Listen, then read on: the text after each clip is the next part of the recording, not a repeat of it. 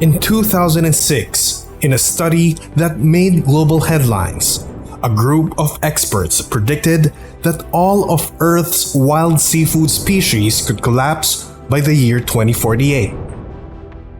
Overfishing, habitat destruction, and other environmentally harmful practices have degraded the world's fisheries resource base, causing a rapid decline of the overall ecosystem, impairing its ability to recover from diseases and other stresses, not the least, climate change.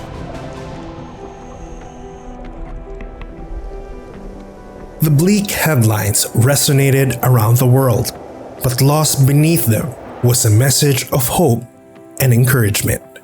It is not too late. We can turn this around.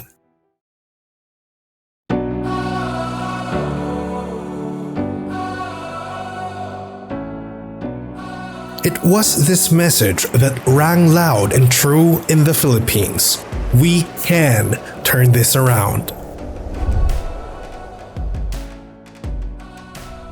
The Philippines, this archipelago of more than 7,600 islands, has less than 1% of the world's total marine area. And yet, it boasts nearly 9% of the total reef area and at least 12% of marine fish species on Earth. Here, after all, is found the center of marine shore fish diversity, a special place with more marine species per unit area than anywhere on the planet, where unique species abound that live nowhere else. Sadly, like all of the world's seas, the waters of this ocean nation are not what they used to be.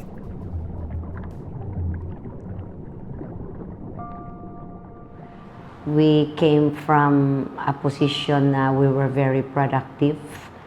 We were a top producing country.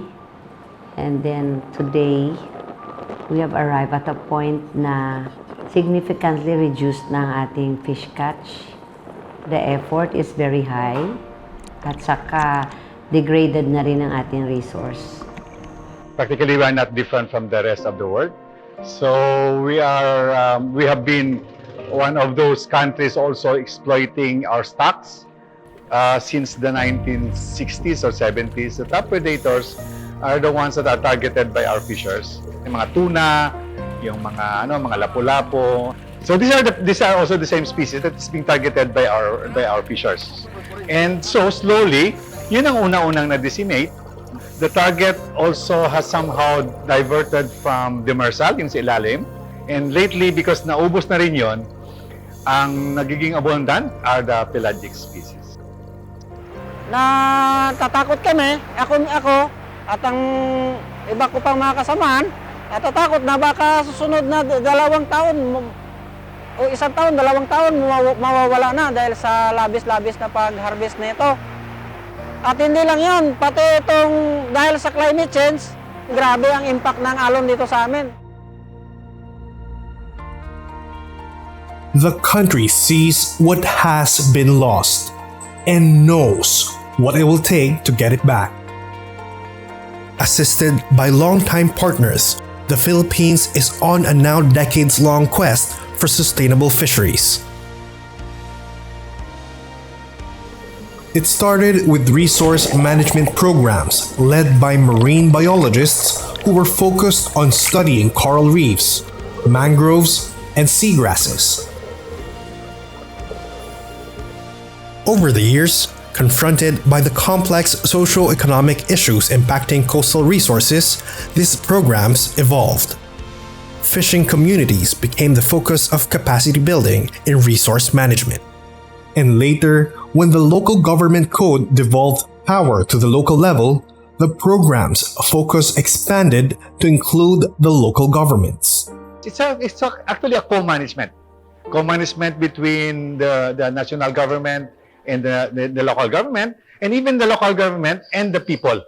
No, kasi alam nila naggumagalaw naman yung mga isda na yon across their borders. And when they manage it, by sharing the burden, they realize na mas mababa ang kailangan mo investment compared to you doing that alone. In terms of fisheries management, of course, we have evolved, we have changed our approach. Kasi dati, we confined only our management to the commercial species. But now, we know that the health of the fish population depends on the environment and the people who exploit the resource and the habitats where they live. So now we deal with the whole ecosystem, including the human dimension. We have been focusing on reducing poverty, and we, I think, in some way, successful in reducing poverty. So that day we were around 40%. Now we are around 20+% na lang. The governance should be compatible with the distribution of the resource itself. So for example, in Visayan Sea, yung alam natin, yung mga resources natin like small pelagics, it cuts across various provinces. So when you manage it as province, kulang pa rin yun because your stocks even move to the other province. In 2019, after years of study and discussions, the Bureau of Fisheries and Aquatic Resources, BFAR, issued an order dividing the marine waters of the Philippines into 12 fisheries management areas, or FMAs.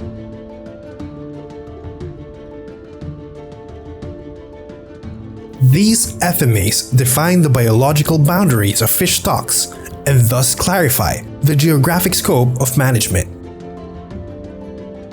So now, we are dealing with them in a wider scale. We consider the biological range of the species, that they go from one area to another, and we consider the connectivity among them. Work on establishing the governance structure for implementing an ecosystem approach to fisheries management, EAFM, has begun in at least 3 of the 12 FMAs. Assisted by USAID Fish Right, a partnership between USAID and BFAR, these 3 FMAs have started to put in place some key ingredients for an effective EAFM that can pave the way to sustainable fisheries. Generating tangible lessons on how to fish right and why it matters. Lessons that can be replicated and scaled across other FMAs and the whole country.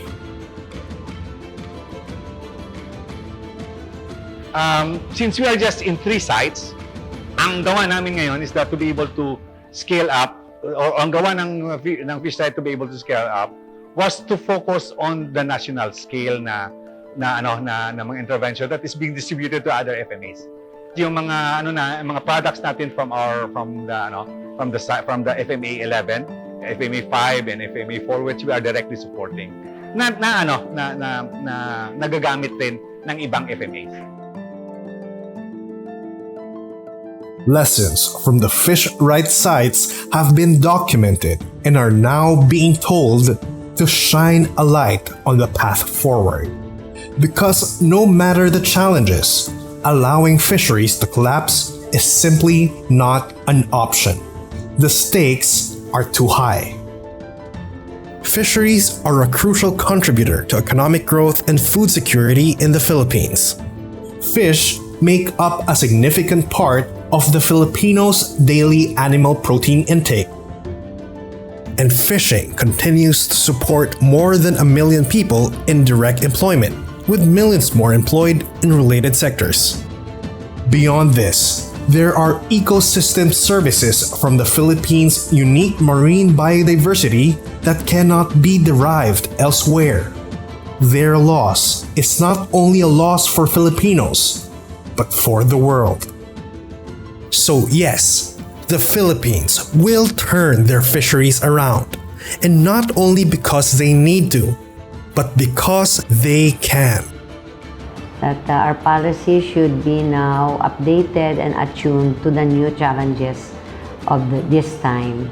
And we have started work on that. And it's a work that is in progress. And of course, it's not perfect because emerging challenges continue and we have to address those. There will be many opportunities for the BFAR to engage with the ongoing capacity building provided by our partners. One of them is USAID. I am positive that we will have a very good workforce that will be able to address the needs and provide the frontline services that our stakeholders need.